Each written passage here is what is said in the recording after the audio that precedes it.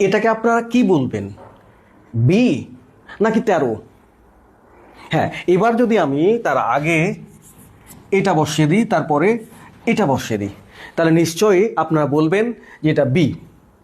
কিন্তু যখন আমি এর আগে এইটা লিখি, এরপরে এইটা লিখি, আর এই দুটো ধরুন যে নেই, তাহলে কি হবে? এটা হয়ে গেল 13। এটাই তো বলবেন। কিন্তু আসলে এইটা যে কি, আমি কিন্তু নির্ধারণ করছি কি দেখে? তার সঙ্গীদের দেখে। আমি পাশাপাশি দেখতে গিয়ে আগে পড়েছি দেখলে এটাকে বি মনে করছি, আবার উপর নিচ দেখতে গিয়ে আগে 12 পরে 14 দেখে কিন্তু আমি এটাকে মনে করছি 13। আমি কিভাবে মনে করলাম? তার সঙ্গ দেখে, তার সঙ্গে যারা থাকছে তাদেরকে দেখে। ঠিক তেমনই আপনি মানুষ হিসেবে সমাজে কেমন হয়ে থাকতে চান তার প্রমাণ কিন্তু এই সঙ্গীদের। আপনার সৎসঙ্গ মানে আপনি সৎ, আপনার অসৎ সঙ্গ মানে আপনি অসৎ।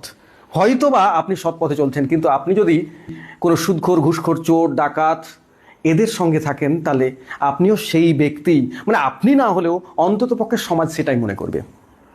আপনি যদি ভালো মানুষের সঙ্গে থাকেন, আপনি যদি ভালো মানুষ নাও হন, কিন্তু সমাজের লোক সেই চোখেই দেখবে এই লোকটা হয়তো ভালো। সুতরাং আপনি সমাজে কি পরিচয় নিয়ে বেঁচে থাকতে চান সেটা আপনি ঠিক করবেন এই সঙ্গীদের, আপনার পড়োশীদের, আপনি কার সঙ্গে থাকছেন, আপনার চলাফেরা কাদের সঙ্গে, সেটাতেই কিন্তু আপনার প্রমাণ হয়ে যাবে। সুতরাং সমাজে ভালো হয়ে থাকতে গেলে ভালো লোকের সঙ্গে থাকুন, মেলামেশা করুন, উঠা বসা করুন। আর যদি খারাপ লোকদের সঙ্গে থাকেন তাহলে তো কিছুই করার নেই, সমাজ তো যা মনে করার সেটাই মনে করবে।